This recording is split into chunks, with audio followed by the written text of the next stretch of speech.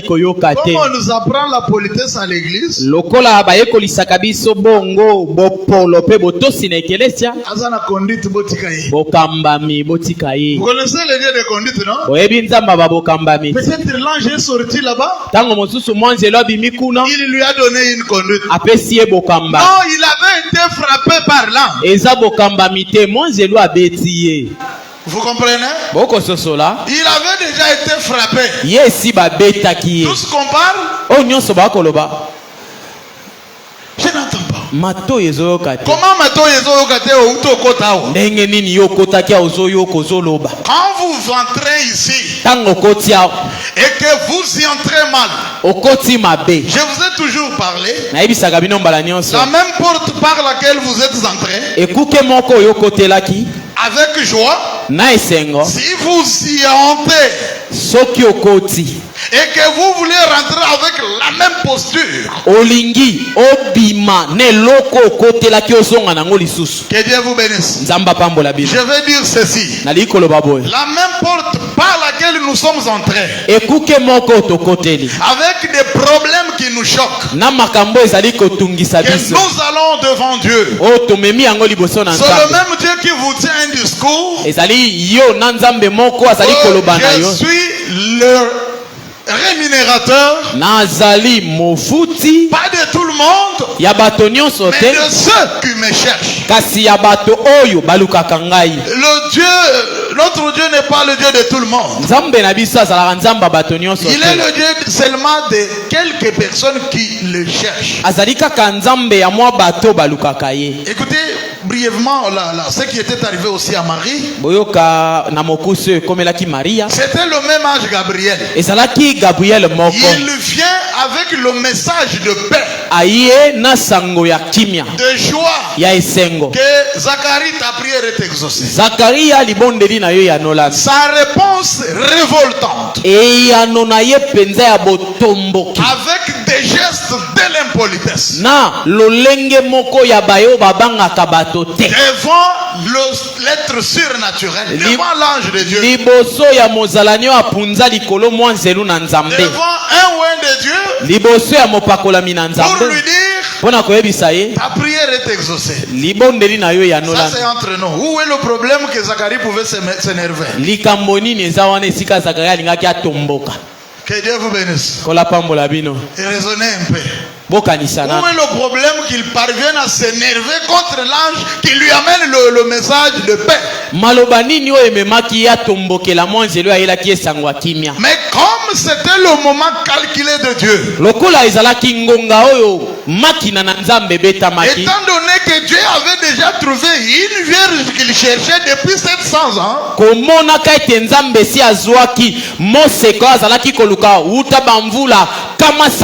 il fallait qu'au travers Élisabeth, que Dieu ait un précurseur. Que Dieu vous bénisse. Le temps de Dieu était déjà vraiment pressé. Si Dieu veut réaliser quelque chose avec toi, et son temps est vraiment pressé, précis, si c'est toi qui l'as choisi, il fera exécuter son ordre avec des larmes. Si tu dois suivre la voie de Zacharie, tu vivras la bénédiction avec des douleurs. Et si tu es comme Marie, une vierge qui n'a jamais connu d'homme, elle accepte que dans les vides comme ça, elle se verra grosse. L'homme qui était avec la femme dans la procédure normale, il dit que à quoi reconnaîtrait, je suis avancé en âge, ma femme aussi. Pasteur Zacharie, n'as-tu pas lu l'histoire d'Abraham et Sarah? Amen. Amen. Qui veut le suivre Zacharie? Nani alingaza na sima Zacharie? Que Dieu vous bénisse. Nzamba pambola bino. Il n'y a pas de zacharistes ici. Ezali na bato bakoza na sima Zakaria wate. Hein? Mais c'est un serviteur de Dieu, non? Kasi aga mosali ya Nzambe. Il avait été sélectionné, choisi par les autres. Ye penza ponama ki epai na Nzambe pe na nzela basusu. L'apparence est trompeuse. Libanda ekosaka mbala mosusu. Que le Seigneur vous bénisse. Kola pambola bino. Travaillez plutôt la beauté intérieure. Salela mingi ezali bonzenga ya kati. Soyez de l'exemple de Marie. Bozala pena bandakisa ya Maria. Et la même âge, après 6 mois, Mwanzelu moko na sima basanza motoba. il dit au 6e mois, verset 26. Tuku mibale na motoba. Au 6e mois au 6e mois, na sanza ya motoba, l'ange Gabriel fut envoyé par Dieu dans une ville de Galilée. Mwanzelu Gabriel atindamaki epai na Nzambe na engumba moko ya Galileya appelé Nazareth. Kombo nango ezalaki Nazaleta. Auprès d'une vierge fiancée à un homme de la maison de David. Pene ya engondo moko oyo azalaki mobandani ya mwana mobali na ndako na Dawidi. Nommé Joseph, le nom de la vierge était Marie. Bongo mobali yango kombo na ezalaki Yosefe pe ngondo kombo na ezalaki Maria. L'ange entra chez elle. Mwanzelu akoti epai na ye. Et dit, pe alobi, je te salue. Na pesi yo losako. Toi à qui une grâce a été faite. Yo moto yo azwingolu. Le Seigneur est avec toi. Kolo azali elongo na yo. Troublé par cette parole, Marie se demandait ce que pouvait signifier une telle salutation. Bongo Marie atuni azalaki na posa koyeba lolenge alosako wana elingaki kotalisa nini. L'ange lui dit, ne crée point Marie, car tu as trouvé grâce devant Dieu, et voici tu deviendras enceinte. Et tu enfanteras un fils et tu lui donneras le nom de Jésus. Il sera grand et sera appelé fils du Très-Haut. Le Seigneur Dieu lui donnera le trône de David son père. Il régnera sur la maison de Jacob éternellement. Et son règne n'aura point de fin. Marie dit à l'ange, comment cela se fera-t-il puisque je ne connais point d'homme? Voilà la façon de causer. Hein?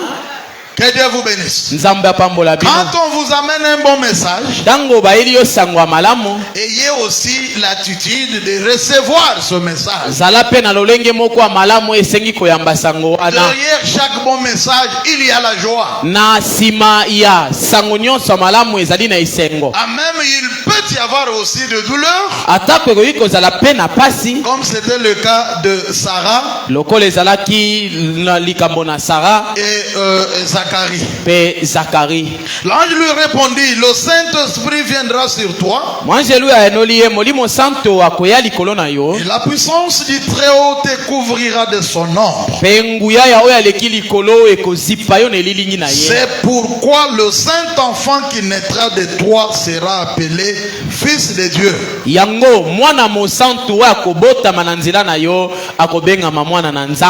Voici Élisabeth, ta parente, Tala Elisabeth pende konayo ya mwasi a conçu elle aussi yepe akumbizemi un fils en sa vieillesse. Mwana moko wa mobali na kimobange na ye. Et celle qui était appelée stérile est dans son 6e mois. Moto ya bengamaki ekomba zemi na ye kokisi sanza motoba. Que le Seigneur vous bénisse. Kolo apambola bino. Toi qu'on injurie, yo moto bazali kofinga de ceci cela, boye pe boye. On t'a collé une adresse, babamba yo kombo moko, une appellation. Bapesa yo kombo moko babengelaka yo. La maladie t'a détruit, le corps,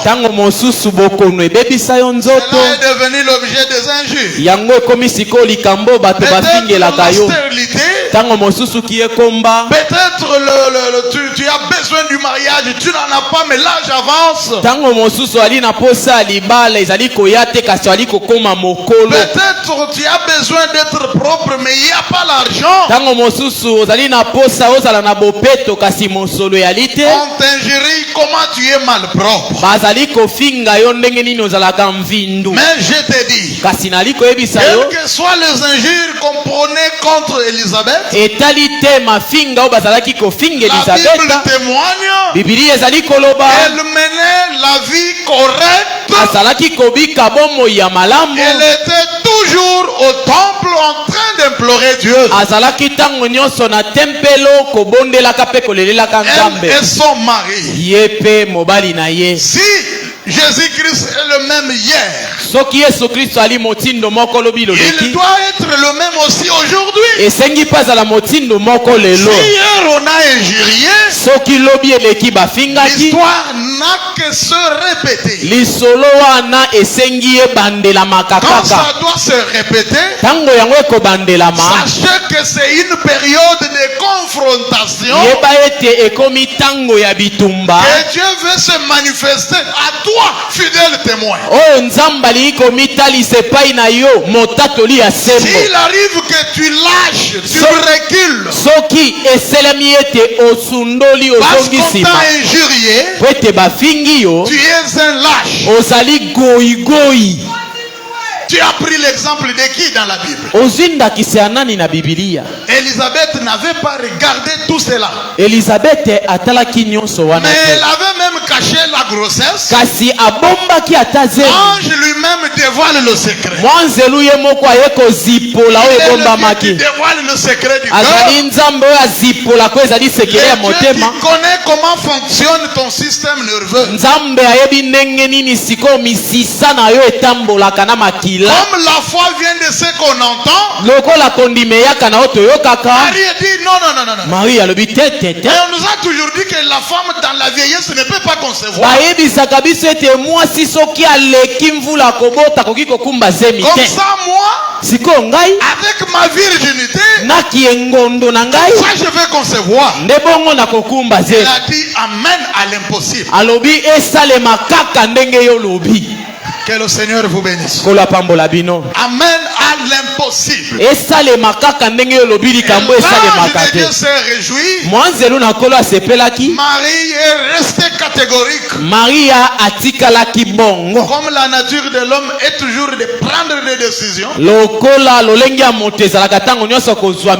Joseph apprenant que Marie, que ta fiancée est grosse, je ne peux pas continuer. Il a décidé dans son cœur. Comme Dieu veillait que le don soit protégé, il dormait.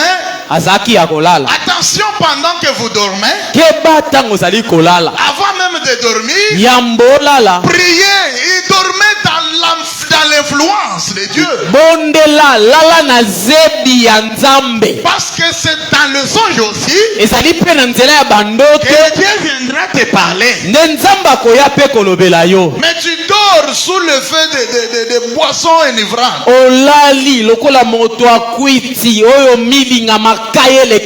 Tu dors sous le feu de beaucoup travailler. Là tu vas voir des cauchemars. Que Dieu vous bénisse. Mais quand vous priez très bien, vous posez des questions à Dieu, il est capable de venir te répondre. Et si tu ne négliges pas sa réponse, tu seras réjoui, tu vas te réjouir. Que le Seigneur vous bénisse. C'est pourquoi nous devons savoir une chose. Quand Dieu parle, Tirez beaucoup d'attention. Parce que la conduite du Saint-Esprit, vous ne savez pas comment Jésus peut venir te parler. Il peut utiliser une personne sale, mais de la bouche de la personne sale sort un bon message pour toi. De la bouche d'un fou sort un bon message pour toi. Est-ce que vous comprenez? Et au travers de toi-même, Dieu peut te donner un message pour ton élévation. Quand tu dois commencer à dire comme Zacharie,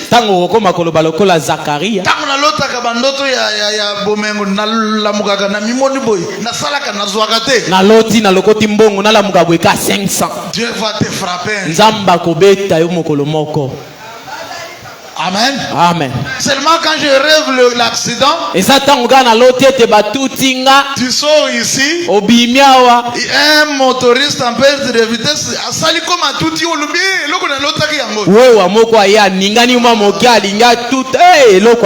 ce n'est pas ça l'interprétation. Écoutez, l'ancien Josué qui avait conduit les enfants d'Israël, sous l'ainsi dit le Seigneur, il est parti avec courage, avec son épée à main, tout ce qui passait devant lui à titre d'attaque, pour lui empêcher d'accéder au pays promis. Josué agressé. Est-ce que vous me comprenez? Tout ce qui pouvait poser l'embûche, Dieu venait à Josué pour traverser ça. Faites ça. Faites ça. N'avons-nous pas le même Dieu ici?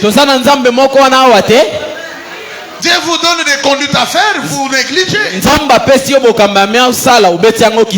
Mais le Josué en Israël, que vous connaissez l'histoire, sous la conduite du Saint-Esprit, après avoir pris possession du pays promis, il est passé au partage. Il a donné à chacun sa part. Et notre actuel Josué, c'est le Saint-Esprit, c'est Jésus-Christ. Il a déjà gagné la bataille. Il a donné à chacun sa part. Il nous a fait des promesses. Qu'est-ce que vous en faites avec? Comment tu es dans les perplexes? Écoutez ce que le prophète dit. Nous sommes dans la prédication, l'épître aux Éphésiens est comparable au livre de Josué.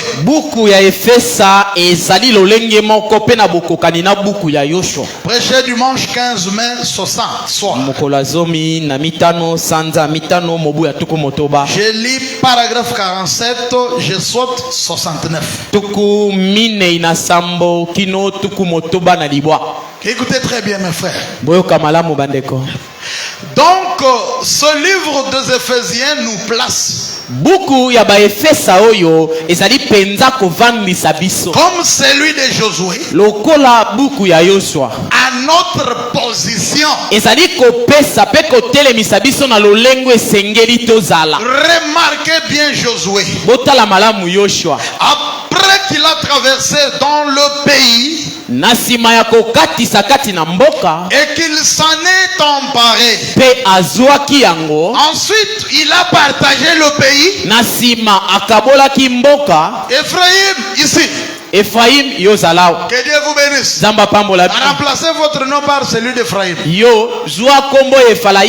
Manassé, voici ta partie. Par tribu. Ethel ici. Songolo esika boy. Gad ici. Gad yo esika na yango. Benjamin prend ici. Benjamin esika na yango. Il a partagé le pays. Akaboli mboka. Ça c'est le Josué physique. Wane ali Yoshua oyo moto. Un homme de sang comme vous. Moto azalaki na makila na mai. Il était fidèle à Dieu. Lokola azalaki sembe pa na Nzambe. Dieu l'a élevé. Nzambe atombolaki ye. Il n'y a jamais eu un militaire comme Josué. Etikala kozala na mbolombolo moko te lokola Yoshua na mokili. Mais kasi ça c'était dans le physique. Wane ezalaki na bonzoto. Alors comment on peut tourner cette histoire dans le spirituel? Ndenge nini tokoki kobongola lisolo to memango na molimo. Que le Seigneur vous bénisse. Kola pambola bino. Écoutez maintenant. Boyoka sikoyo. 69. Tuku motoba na libwa. Notre Ephésien.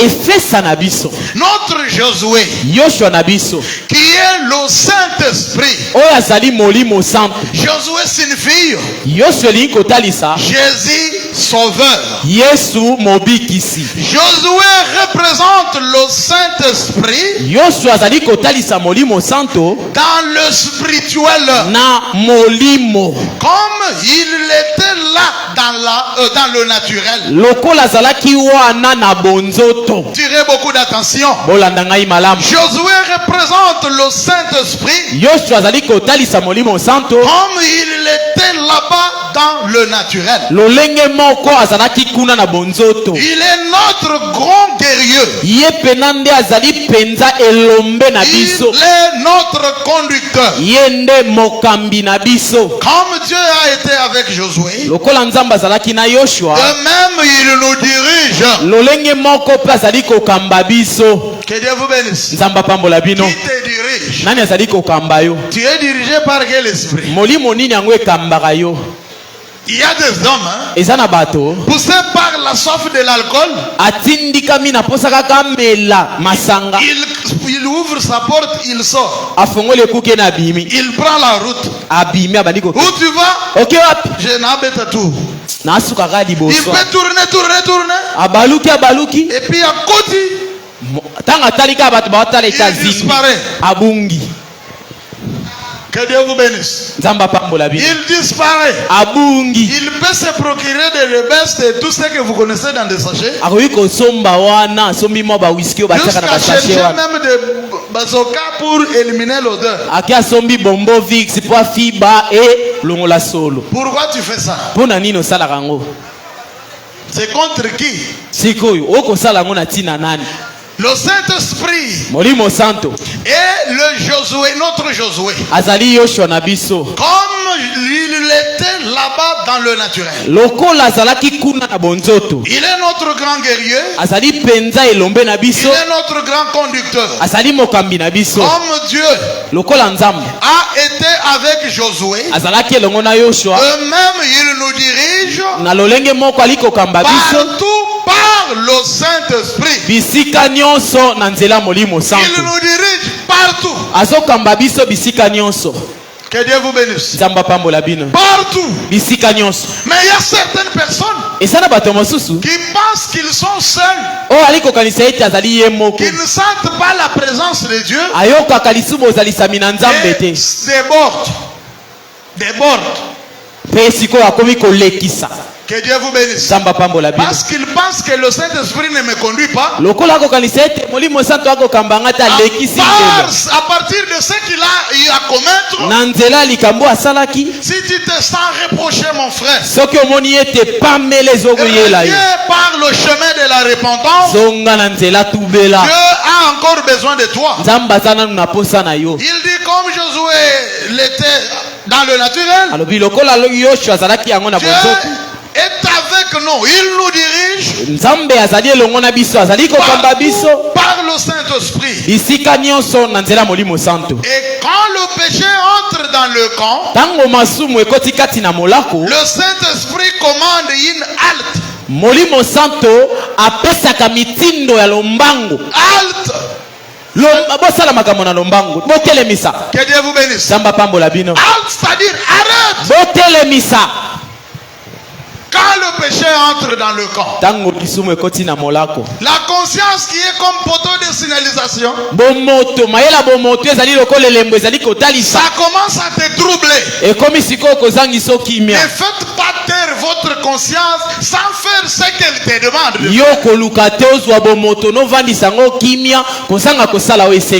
Est-ce que les enfants de Dieu comprennent? C'est ça la conduite du Saint-Esprit. Et quand le péché entre dans le camp, le Saint-Esprit commande une halte.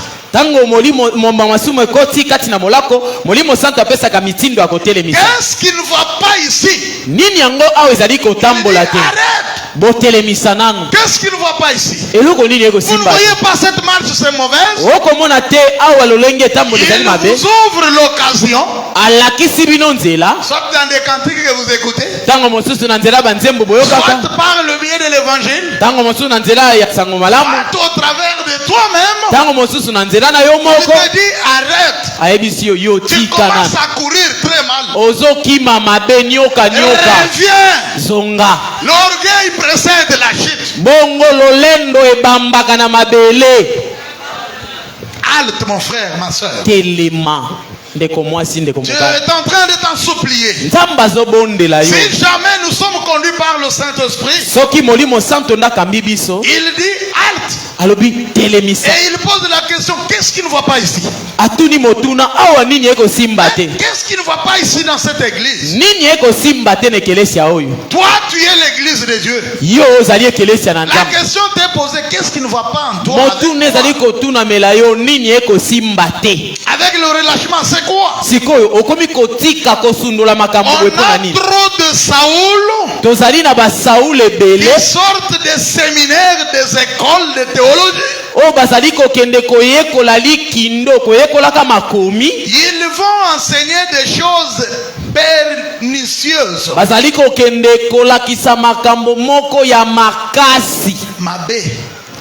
Pernicieuse, mauvaise chose. Comme la Bible a dit qu'il le ferait. Il semble ne pas avoir la foi. Il se sépare de vous. Ils n'ont aucune communion avec vous. Que le Seigneur vous bénisse. Vous vous sentez que communion entre votre frère, il y en a pas. Tu sens vraiment que la distance commence à primer.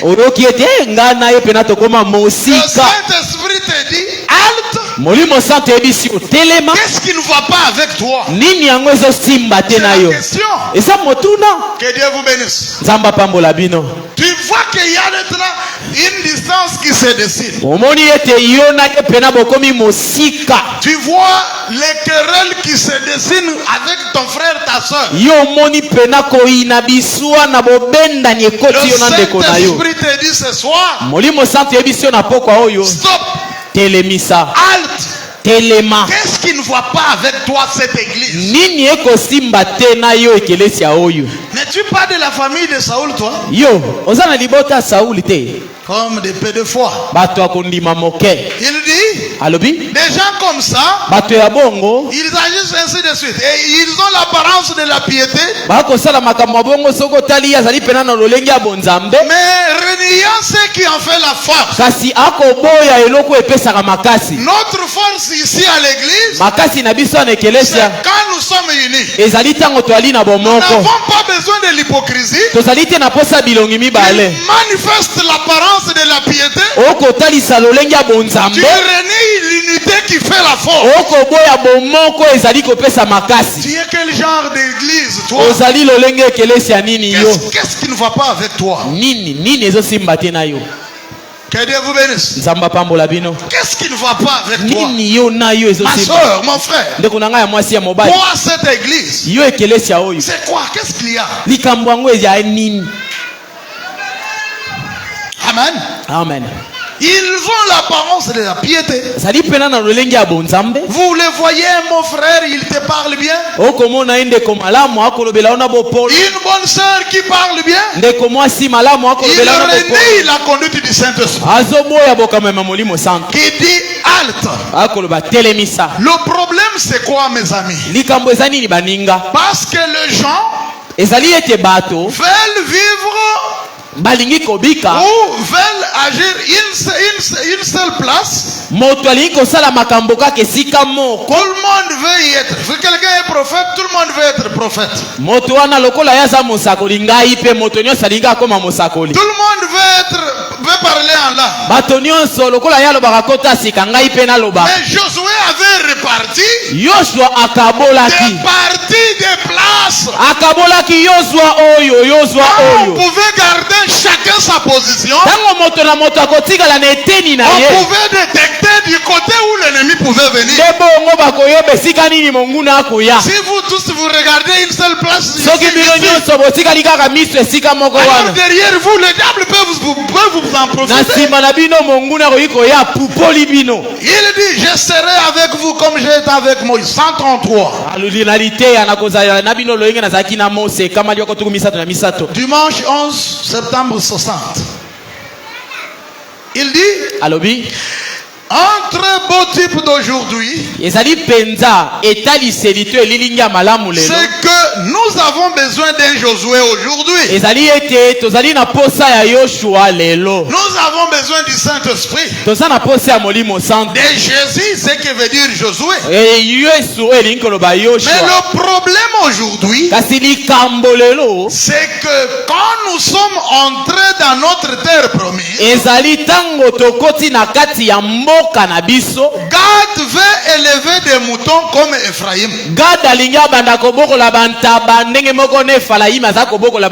Que Dieu vous bénisse. Dieu t'a placé scribe. Tu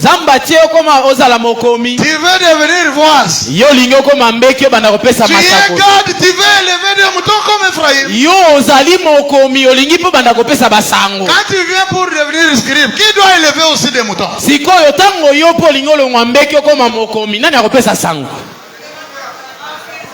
Amen. Amen. Qui doit te remplacer? Gad veut élever des moutons comme Ephraïm. L'un veut élever quelque chose comme l'autre. Chaque homme veut être pareil à l'autre. Tous veulent être la même chose. Et Dieu donne un don de guérison à tout le monde. Tout le monde veut le don de guérison. Ephraïm et Gad. Et tous les autres veulent se mélanger tous et devenir un. Mais nous sommes divisés dans notre position. Que Dieu vous bénisse. La confusion aussi, c'est que quelqu'un veut quitter sa place. Là où Dieu t'a placé. Là où tu sens faire des choses facilement. Tu veux aller là où tu peux faire des choses difficilement. Que le Seigneur vous bénisse. C'est ça ce qui tue. Gad. Pourquoi tu veux être comme Ephraïm? Ou Ephraïm, comment tu veux être comme Gad? La portion que tu as, c'est le Seigneur. L'autorité que Dieu t'a donnée, l'élévation, c'est ainsi Dieu le Seigneur. Donc, mais nous sommes divisés dans notre position. Tous n'ont pas les dons de sagesse. Tous ne prophétisent pas. Tous ne parlent pas en langue. Tous ne sont pas prophètes. Mais Dieu a placé dans l'église certains qui prophétisent, certains qui parlent en langue. Nous voulons faire en sorte que et tous parlent en langue. Voyez-vous comment il y a de la confusion? Alors vous ne pouvez pas aller aller nulle part. Nzokande boko kende sika moko te soki boko sala bongo. Bien. Malamu. Les Philistins allaient reprendre le dessus. Bango balingaki siko bakonza bango. En rien de temps. Na mwatango moko. Pourquoi tu veux quitter ta position là-bas? Soki olingi kolongwe siko sala ka mosala. Tu veux quitter ici vers là-bas. O linga tika mosala sala ka ke sala wa. Les Philistins nous regardent. Ba Filistia ba ko tala biso. Ils risquent de nous bloquer en rien du tout. Bakoya ko kanga biso to vandika bwena puasa u balingi biso. Les enfants de Dieu, vous comprenez? Bana nzambe boko sosola. Les Philistins sont à l'observation. Ba Filistia ba ko landela ba ko tala. Ces gens sont venus loin de l'Égypte. Bato ba uti mosika na Égypte. Ils viennent nous ravir le terrain ici. Ba yekaka ba botoli biso mabele bo. On ne les laisse pas faire. Toko tika bango te bazwango. Que Dieu vous bénisse. Samba pambola bi. On jure, on ne te laisse pas faire ça. Balapinda inzambe toko tika bango te bazwa. Nzamba lobi. Je t'ai placé là. Natie wana. Le diable dit, je ne te laisse pas faire. Satan lobi yo ko tika la wana te. Quand tu veux laisser la place vide. Tango lingo tika siko esika na wana moto azala te. C'est pour qu'un Philistin te remplace, non? Ezali po te Filistia ya nesika wana te. God. Pourquoi tu veux être comme Ephraïm? Pona nini olingo boko la bataba loko le Ephraïm? Que Dieu vous bénisse. Nzamba pambola bino. On a partagé des tâches. Ba pesi moto na moto mosala ne akosala. La conduite du Saint-Esprit. Bokama be molimo santu. Toi tu es là. Yo zawa. C'est pour l'avancement de l'église du Seigneur. Ezaka pote kelese kende liboso. Voyez-vous comment il y a de la confusion? Les Philistins allaient reprendre le dessus. En rien de temps, allez reprendre. C'était leur place. Est-ce que vous comprenez? Dieu nous a envoyés sur terre pour que nous puissions nous imposer. Il est capable de chasser un occupant. Dans une maison, il te remplace. Même si on monte, on descendait. Toi, tu restes, il est là. Parce que l'ainsi dit le Seigneur est avec toi. Mais quand tu vois quitter cette position pour laisser la maison vide, c'est lui qui occupait cette maison-là. En rien du tout va reprendre. Tu seras en perte de vitesse. Reste, garde ta position. Ma soeur, mon frère. Ce que tu vas faire de facile, faites-le. Mais en ordre avec la parole de Dieu. Évitez la confusion. Certainement. Mais lorsque chacun par un chef était séparé par discernement spirituel et placé dans un corps, les pieds, le corps entier comme nous sommes. Les pieds ne peuvent pas dire j'en ai marre de mon... Je veux que je monte à la tête. Que Dieu vous bénisse. Il dit, nous sommes tous là, tout le monde est là. Vous devez savoir, lorsque chacun par un seul chef était séparé par discernement spirituel et placé dans le corps, ils sont restés là et sont devenus la crème de la terre. Est-ce que vous comprenez? Plus chacun est là, plus l'autre là-bas. Nous faisons maintenant la fierté de Dieu sur la terre. Là-bas, Dieu va maintenant verser de la crème sur vous. Est-ce que vous comprenez? Il dit, n'essayez pas, ne le faites même pas. Parce que ce qu'il a promis à gagner, il faut lutter. Quand Dieu dit, Je te donnerai un véhicule. Ce véhicule-là ne viendra pas comme dans un songe.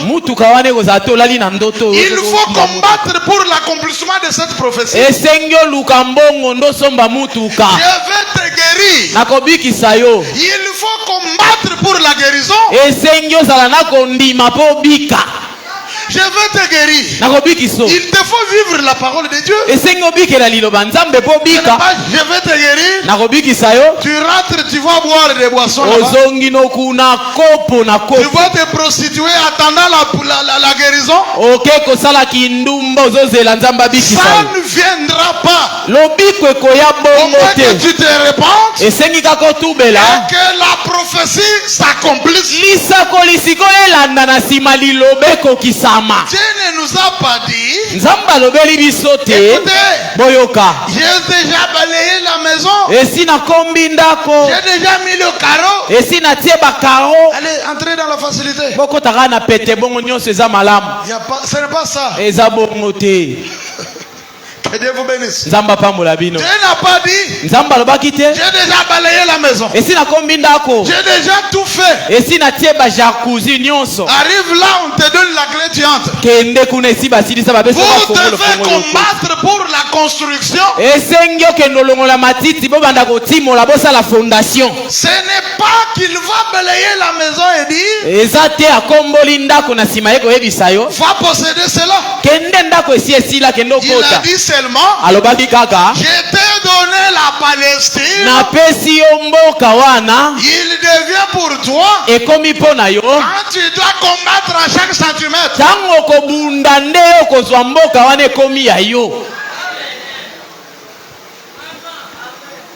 Que Dieu vous bénisse.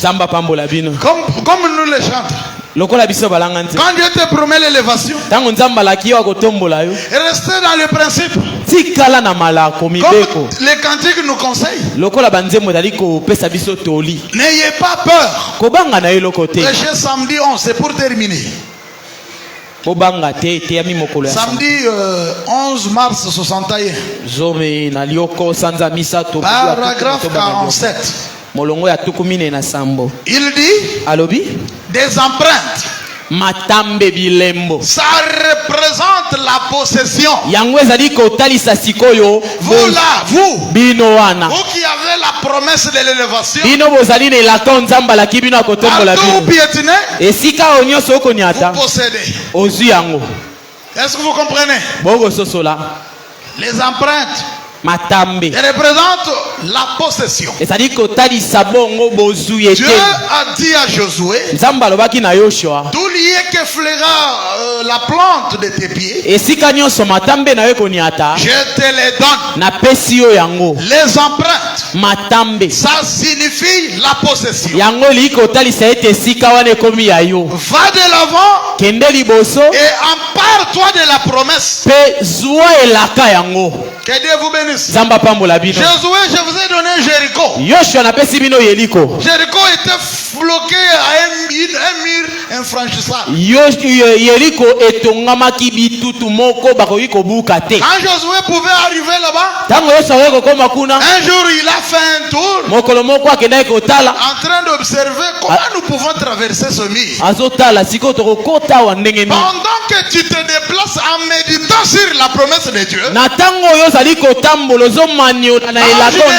tout près là. Alors à toi qui se promène, tu as toujours des yeux à gauche à droite, sans raisonner sur ce que tu deviendras. Que Dieu vous bénisse. Quand Josué a pris son épée, il a laissé tout le peuple derrière là-bas. Il a commencé à se déplacer. Il regarde le mur. Il dit, Dieu nous a promis, mais ce mur est infranchissable. Comment pouvons-nous le franchir? Il approche là, il voit un homme qui s'appuie au mur. Il n'a pas eu peur.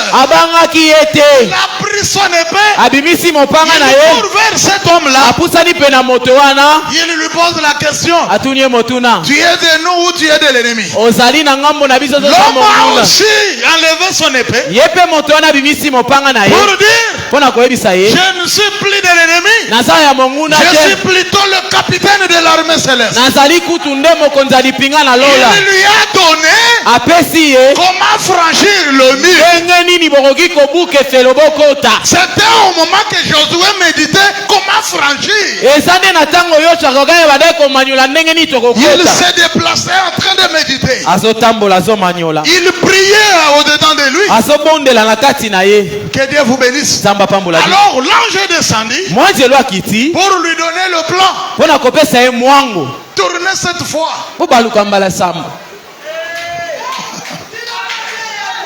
Vous comprenez?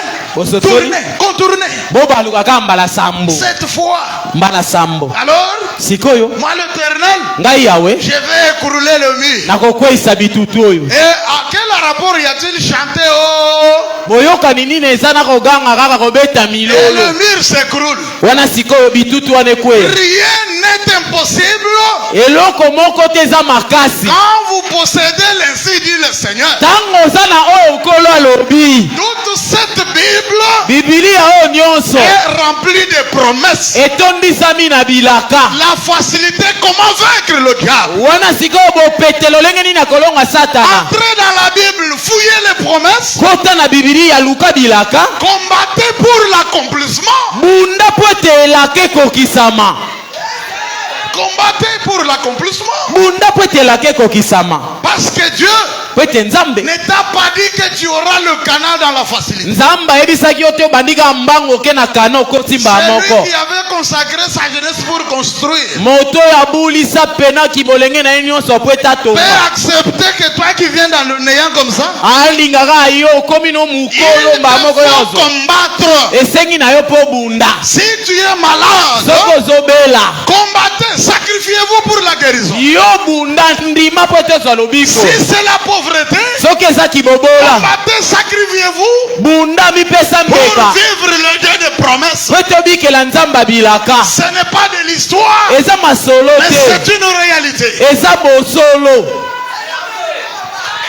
Il dit maintenant, ce n'est pas qu'il va balayer la maison et dire viens entrer, viens occuper, posséder cela. Non, il a dit je t'ai donné la Palestine, mais il devait combattre à chaque centimètre du chemin. Il n'y avait pas là où il fallait marcher. Vous êtes l'armée de l'Éternel. Un militaire au front, l'ordre est déjà donné par le capitaine. Il appartient à chaque militaire de s'effrayer lui-même le passage. Est-ce que vous comprenez? Ne restez pas assis sans faire effort pour s'effrayer le passage. Le capitaine a déjà dit contournez le mur. Que vous bénisse. Si vous savez que vous êtes militaire, la parole de Dieu est une épée. Il t'appartient à couper, détruire, blesser, écraser. C'est comme ça que Dieu bénisse. C'est comme ça que Dieu veut. D'une manière spirituelle, il te faut couper, il te faut raser, détruire, parce que tu as la parole, et dans cette parole il y a le pouvoir, l'autorité de la parole. Tiens-toi ferme dans ta foi, parce que Dieu a dit rien n'est difficile à lui. Si Élisabeth soki Elisabeth une vieille dame mobange monunu a eu l'enfant dans sa vieillesse, aboti mwana esi aleka ménopause, à combien plus forte raison boni koleka toi qui es jeune ici, yo elenge, qu'est-ce que vous sentez?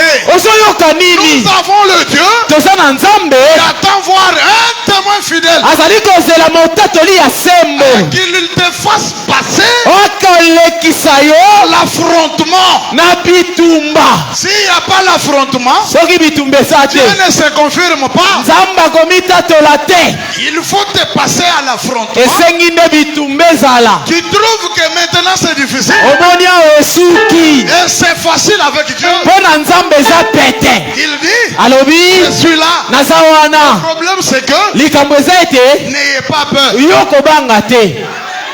Là je dis à Zacharie, mwanzelo alobi na Zakaria n'ayez pas peur. kobanga te. Zacharie cherche à fuir. Zakaria azoluka kima. Moi je vais reconnaître comment. neni nakoyeba nini? Zacharie vient, non. Zakari yaka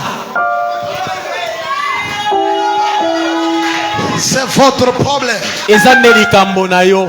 Il dit, alobi je ne suis pas en train de dire amen par moi-même. nazali koloba te ezala bongo na ngai moko. C'est vrai. ya solo À chaque centimètre, na eteni nyonso, chaque fois que Dieu fait une promesse, mbala nyonso Nzambe apesi elaka, vous combattez à chaque centimètre du chemin. ozobunda na eteni nyonso ya nzela ozali kotambola. Prenez simplement le pain de l'esprit zwa kaka mopanga ya molimo et de la parole mpe ya liloba, et taillez, pesaka kata, chassez bengana chaque démon, demona nyonso, chassez chaque incrédulité bengana ekenza nyonso loin de vous. mosika na yo. Prenez le pain de la parole de zwa Dieu. mopanga ya liloba Nzambe, Coupez, kata écrasez, nika chassez chaque incrédulité. saka bengana ekenza Parce nyonso que Dieu vous donne le pouvoir. pete Nzambe apesi na yo nguya.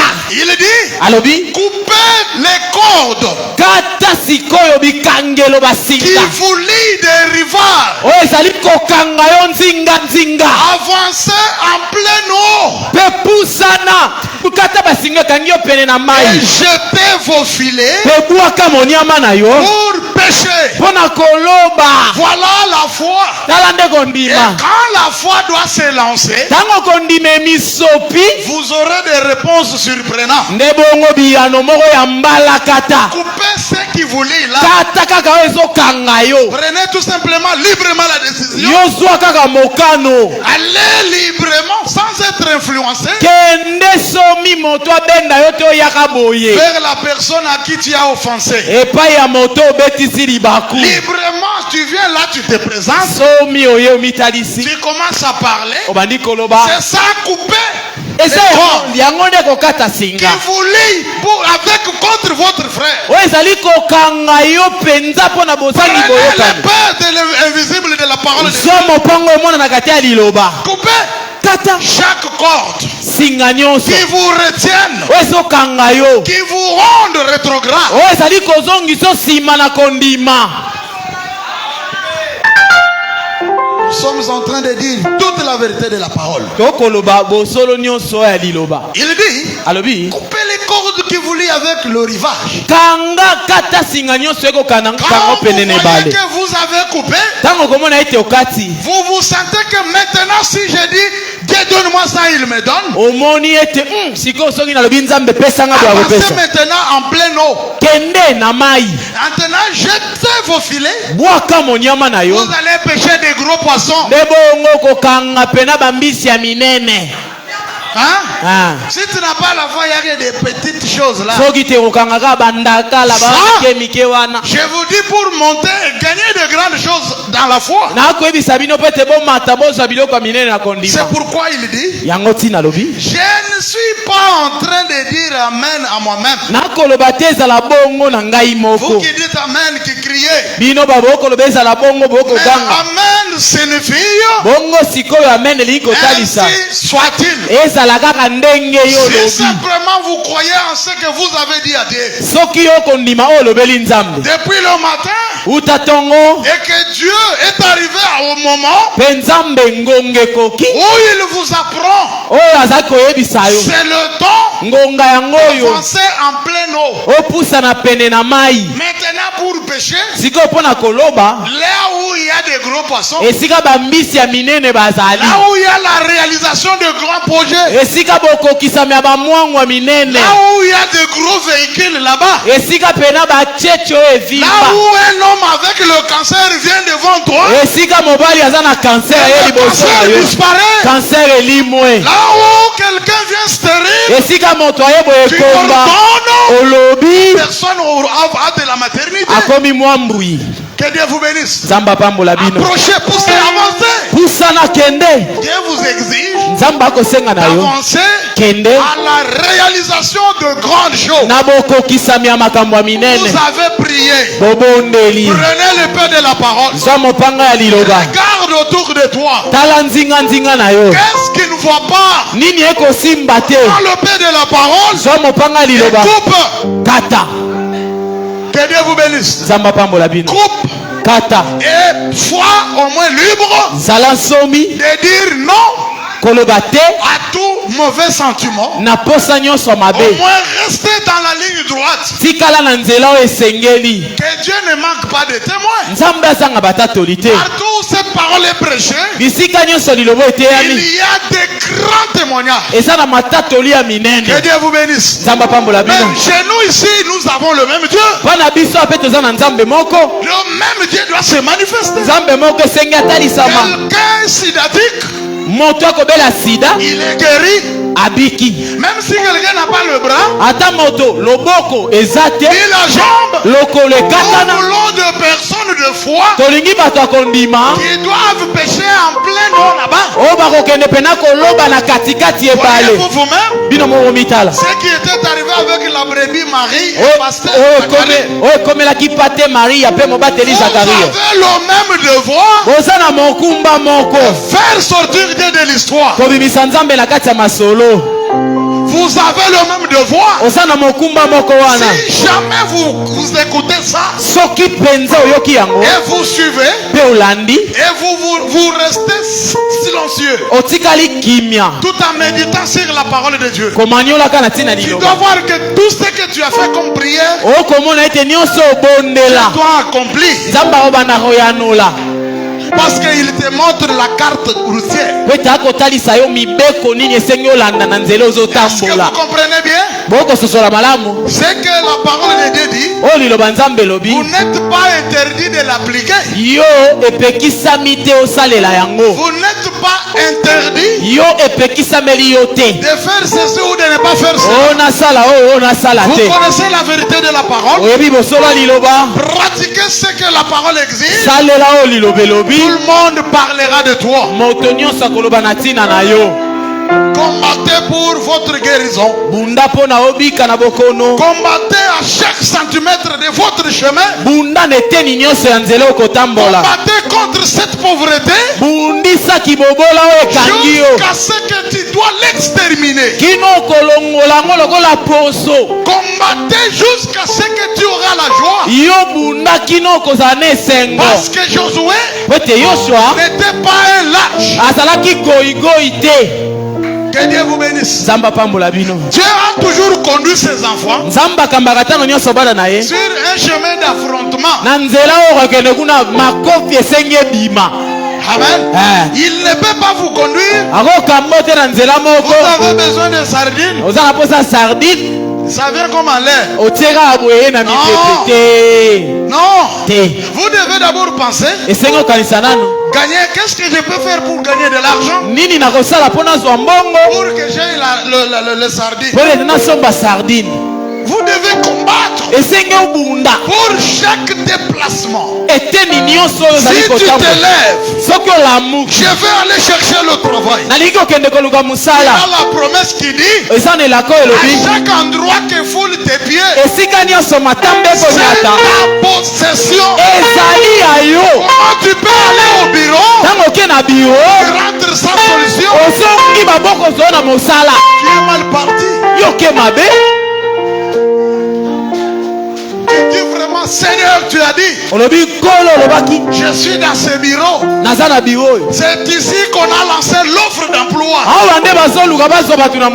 Commence à murmurer. Tu as dit dans ta parole, oubliez que foulent les plantes de vos pieds. Que ce soit là où vous vendez, que ce soit là où vous cherchez à gagner quelque chose. Et une fois que vous piétinez là, vous dominez.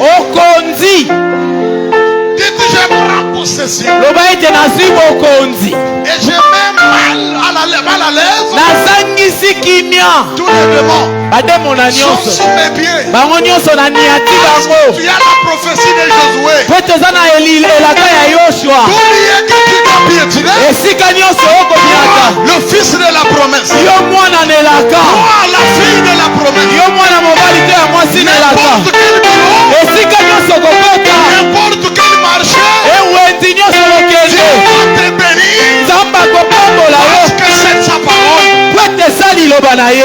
Dieu n'a pas d'autre juge rien que sa parole. Il est plus que sa parole. Comme il t'a dit, toi, le Josué d'Israël, il avait réparti les tâches. Le Seigneur Jésus te connaît même en ton nom. Il connaît ce qui t'est propre.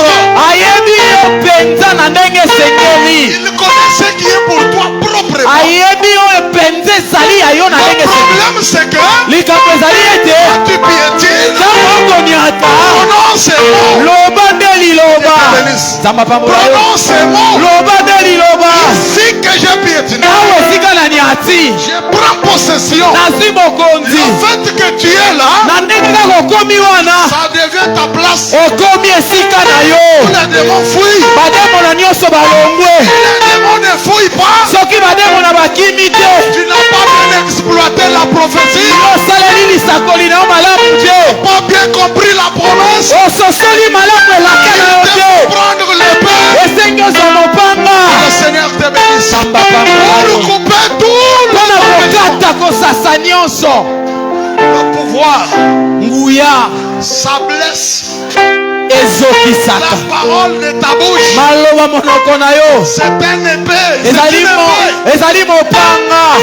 Ton ordre, c'est une épée.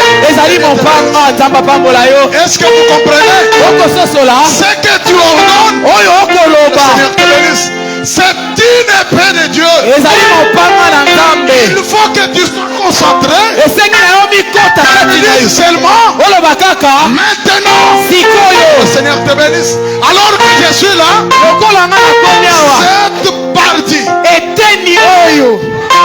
cette partie pour les démons qui occupaient là, tu dois dire, à commencer par ici, Josué avait pris le mètre. Il a calculé. Dieu lui a dit, la limite c'est ici. Tout le monde qui est dans ton carré, aucune nation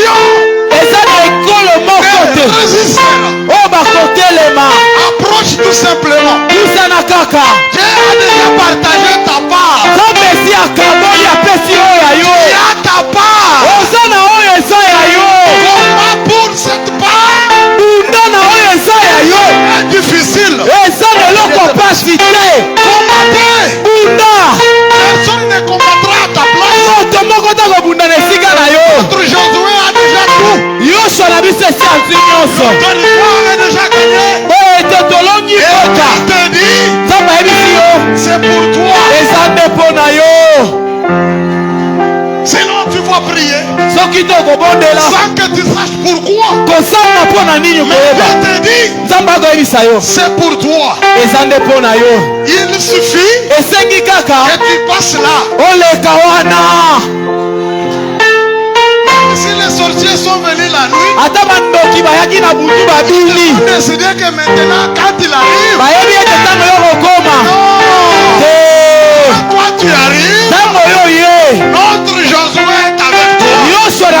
ozali na yo okomi wana kosi